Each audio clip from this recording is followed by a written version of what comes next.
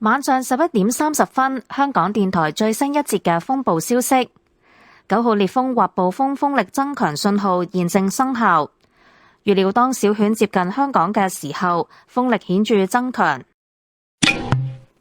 喺晚上11點，颱風小犬集結喺香港天文台之西南偏南大約70公里，即係喺北緯21.7度、東經113.9度附近。預料向西北偏西緩慢移動，靠近珠江口一帶。過去一兩個鐘頭，小犬穩定向西移動。預料小犬相關嘅颶風區正係逐漸遠離香港以南海域。天文台會喺夜晚11點50分改發8號烈風或暴風信號。天氣雷達顯示，小犬嘅雨帶延伸至其中心以東大約200公里。預料會喺今晚至到聽朝早持續影響珠江口一帶，並且為該區帶嚟狂風，風力可能間中達烈風程度。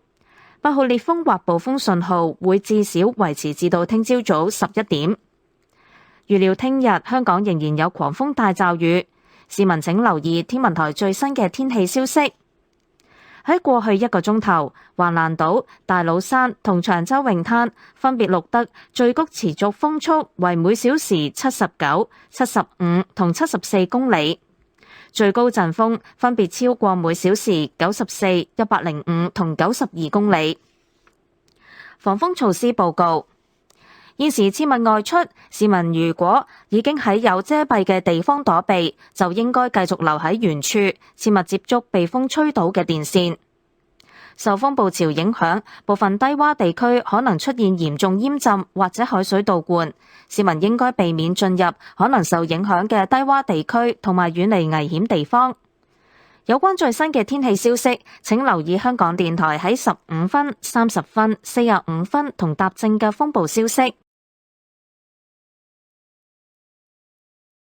11:30, nearly towards midnight, Hong Kong Observatory's latest typhoon update. The increasing Galar storm signal, number 9, is in force.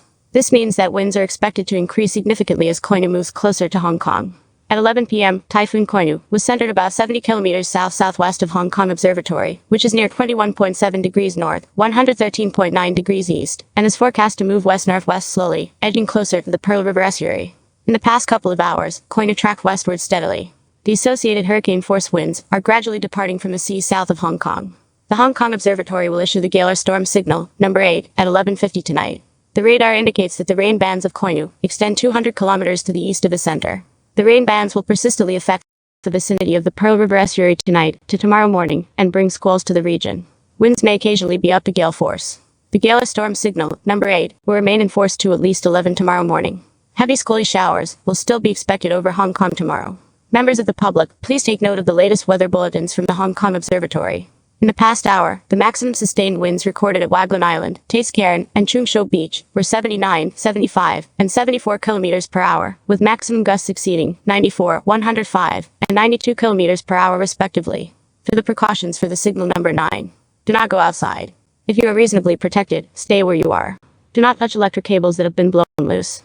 Owing to storm surge, some low-lying areas may have severe flooding or backflow seawater. You should avoid going to likely affected low-lying areas and stay away from dangerous places. Please listen to the Radio Television Hong Kong on the radio in every hours of 15, 30, 45, and o'clock for the latest weather information broadcast.